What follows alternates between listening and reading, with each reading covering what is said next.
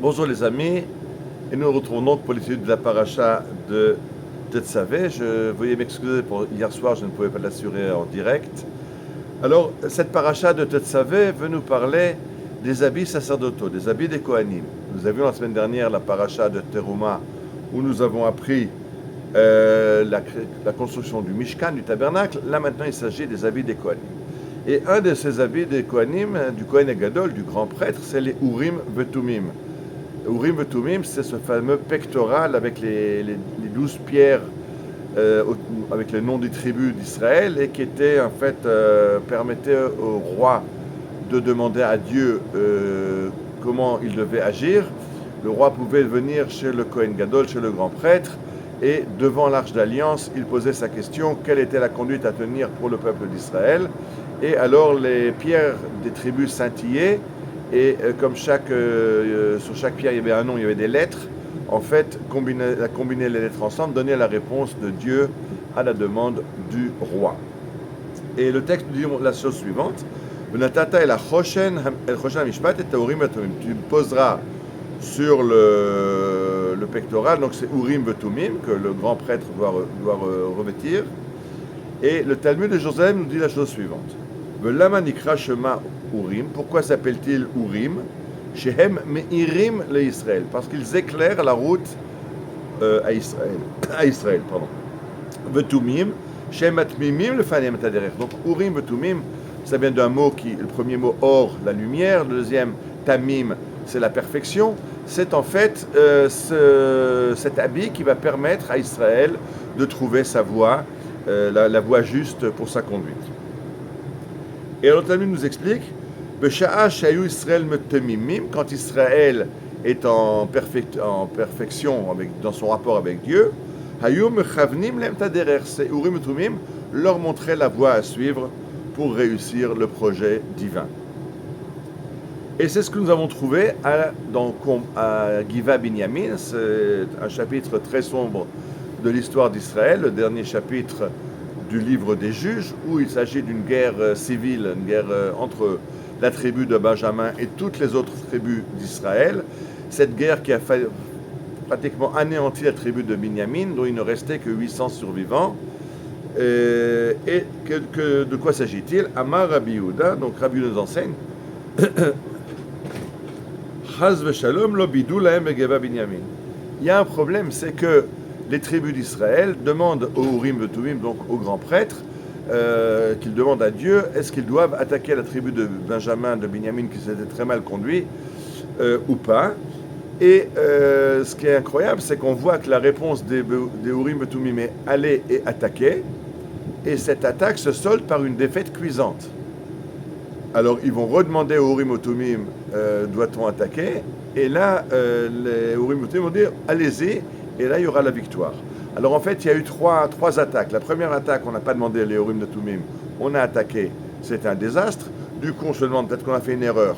On redemande aux Urim Vetumim qui dit attaquer, et là ça se solde par une catastrophe. On redemande aux Urim Vetumim, et on attaque, et ça réussit. Alors la question qui se pose, alors les Urim Vetumim, ils savent ce qu'ils disent, ou ils ne savent pas ce qu'ils disent. Puisque la deuxième fois, bien qu'on ait demandé, et que les Urim Vetumim ont dit d'attaquer, ça s'est soldé par un échec. Alors Rabbi Yehuda dit, Chaz v'shalom, Dieu nous préserve de croire que les Urim Vetumim se trompent. Les Urim Vetumim ont dit la première fois, ils ont dit, alors allez à l'attaque. Ils n'ont pas dit, vous gagnerez.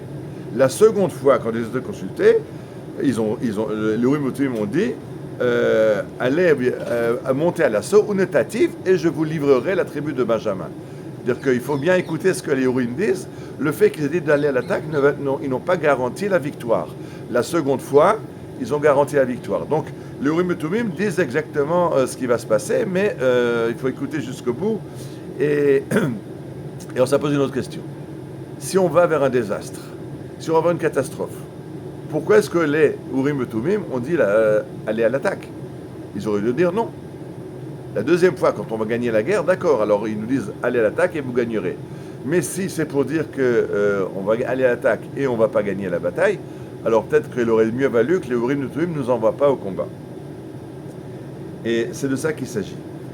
Ce que le Rav Vlas nous dit, c'est le,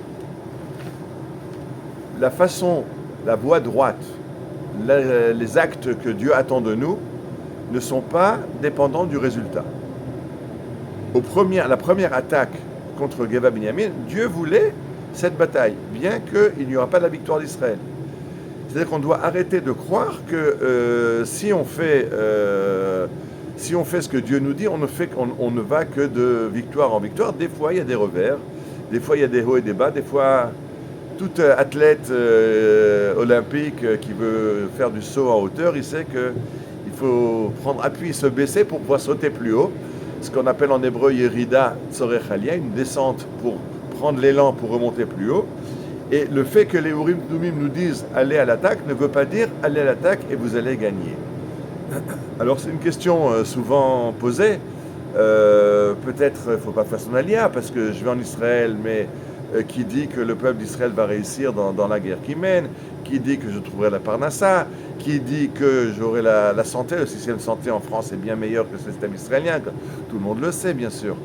Des fois on se pose des questions. Alors ce qui est important de se rappeler dans les Urim Tumim, c'est qu'ils nous disent quoi faire. Le fait de faire ce que Dieu attend de nous ne veut pas dire qu'on va tout de suite réussir. Des fois il y aura des déboires, des fois il y aura des difficultés. Ça n'en change pas le fait que c'est la marche à suivre, c'est ce que Dieu attend de nous. Dieu attend de nous une démarche, les résultats c'est lui qui les donne. Des fois les résultats seront directs et on fera ce qu'il faut faire et directement on sera récompensé, et directement on réussira. Et des fois on va faire ce qu'il nous demande, l'attend de nous et au début ça ne marchera pas. Et au début il y aura des prix très lourds. Je rappelle que les premiers pionniers qui sont venus en Eretz Israël sont morts de malaria, sont morts de faim, ont été attaqués par des bédouins. La situation était beaucoup plus complexe que ce qu'elle a été aujourd'hui. Ils l'ont fait quand même parce que c'était ce qu'il fallait faire et on a vu cette réussite qui est aujourd'hui l'État d'Israël.